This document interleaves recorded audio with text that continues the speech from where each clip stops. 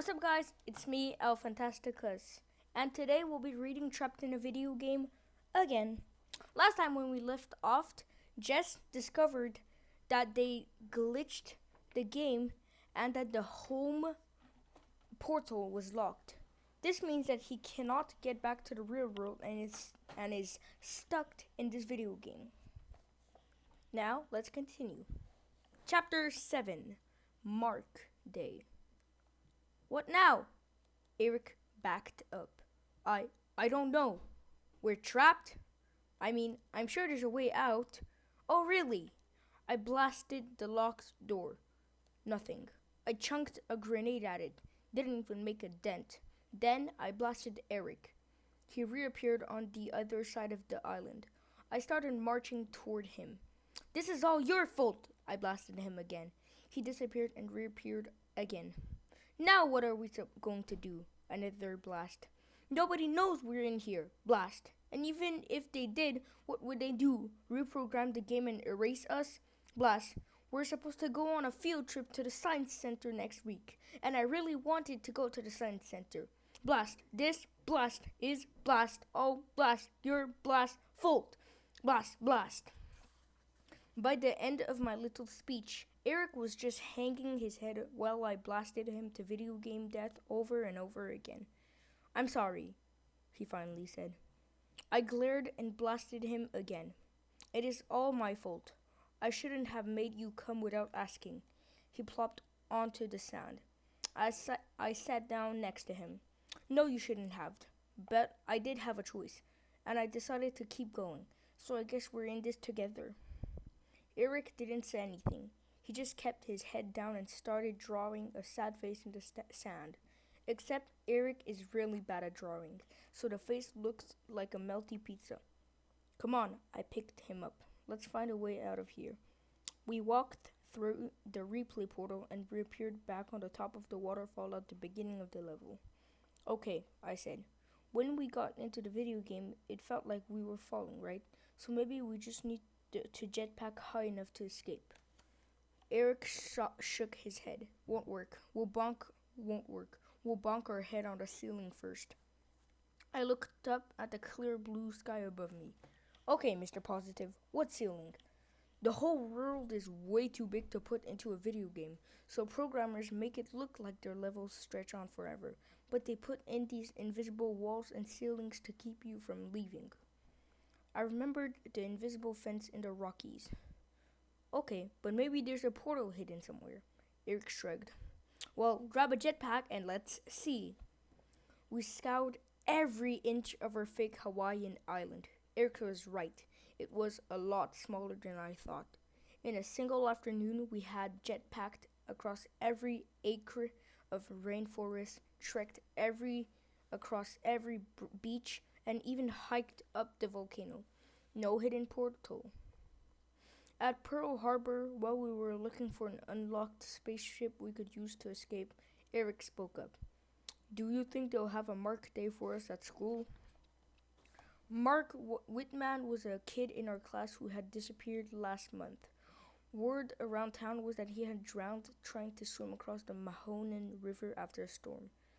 Everyone pitched in to find him. They even brought in these special boats to look up and down the river.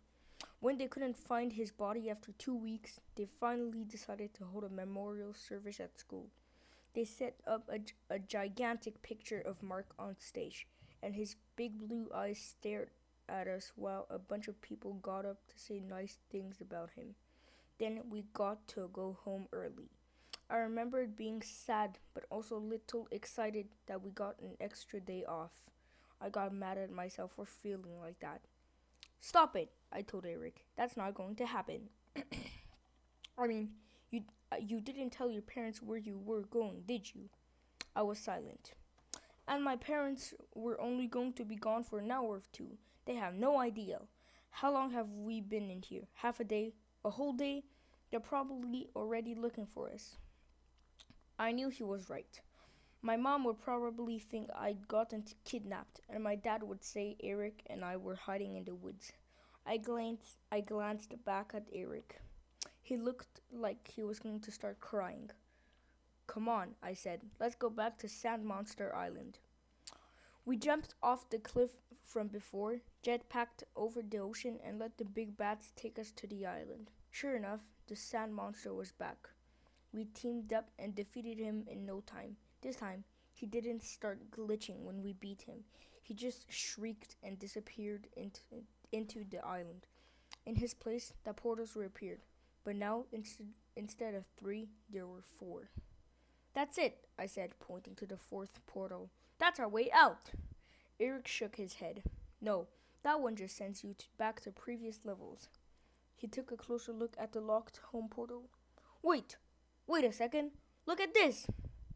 We ran to the home portal. It was still gray and locked, but over the lock was now written Level 20. What does that mean? I asked. Eric turned and smiled. There are 20 levels in the game. Okay. Jess, this door unlocks when we beat the game. Chapter 8, Lady Liberty. I am not at all a huggy person, but I gave Eric the biggest beer hug of my life right there. Woohoo! It was an awkward hug because we clunked arm blasters, but neither of us cared. We ran through the level 3 portal and did the pitch black skydiving thing again. I must have been getting used to it because I barely felt like puking this time. When we finally stopped falling, I looked up to see the Statue of Liberty towering over me. Okay, tell me about this level. This is a good one, Eric exclaimed. See, all the aliens in New York City think they have trapped you on Liberty Island. Little do they know that the Resistance has turned the Statue of Liberty into a rocket ship. So you have to lure all the aliens into the Statue of Liberty. Climb to the top and escape by jetpack the second before Lady Liberty blasts the aliens to the moon. I stared at Eric with my mouth hanging open. Finally, I said, okay, I never want to hear you make fun of me for collecting baseball cards again because that's the most ridiculous thing I've ever heard. He kept grinning. But it's cool, right? It's cool that the Statue of Liberty is a rocket ship. No, that's dumb. Eric shrugged. To each his own. So, how are we going to do this? The problem is that there's only one jetpack at the top, and we won't have enough time to wait for a second one to come back before the Statue of Liberty blasts off. Wait, I interrupted. Doesn't that sentence sound stupid? Before the Statue of Liberty blasts off? I just feel like we need to stop for a second so you can admit how dumb all of this is. Eric rolled his eyes. So, I'll run ahead of you and unlock all the doors. You'll wait 5 minutes, hit that alarm over there to attract the aliens, and run like crazy up to the top with them chasing you. I'll be waiting there with the jetpack and we'll fly off into the sunset together. Sound like a plan? Yeah. I always wanted to watch the Statue of Liberty fly to the moon with a bunch of aliens inside. Eric grinned. I know, right? Me too. With that, he ran into the statue and disappeared inside. After 5 minutes of counting, I pressed the big red button next to me, helpfully labeled Alarm. Bang! Bang! Bang! A loud alarm sounded, and the Statue of Liberty's eyes began glowing red in time with the noise. I didn't have to wait long for the aliens to show up. They started pouring onto the island from every direction. All kinds of aliens emerged from the water. Some old friends like the praying mantises and wasps, along with some new ones, including these Transformer ripoffs and stretchy, slinky guys. I blasted as many as I could, then made a break for the Statue of Liberty when the number of aliens started to get overwhelming. I had visited the Statue of Liberty a few years ago on a family vacation to New York, so I thought I knew what the inside would look like. As soon as I entered the lobby, though, I realized that the game developers had taken some creative liberties. No more simple lobby and long, winding staircase. Instead, I found an elaborate series of platforms and ropes. Seriously? I shouted before climbing onto the first platform. From there, I jumped onto the flame sculpture in the middle of the lobby and then onto a third platform. I climbed the rope to the fourth ledge, then discovered a problem. My next platform was all the way on the other side of the statue. I considered climbing back down and looking for another way, but the aliens had already filled up the lobby below. In fact, they continued to pour through the door, steadily climbing on top of one another toward me. From above, the whole thing looked like rising water coming to swallow me. If I didn't move soon, I'd be alien meat.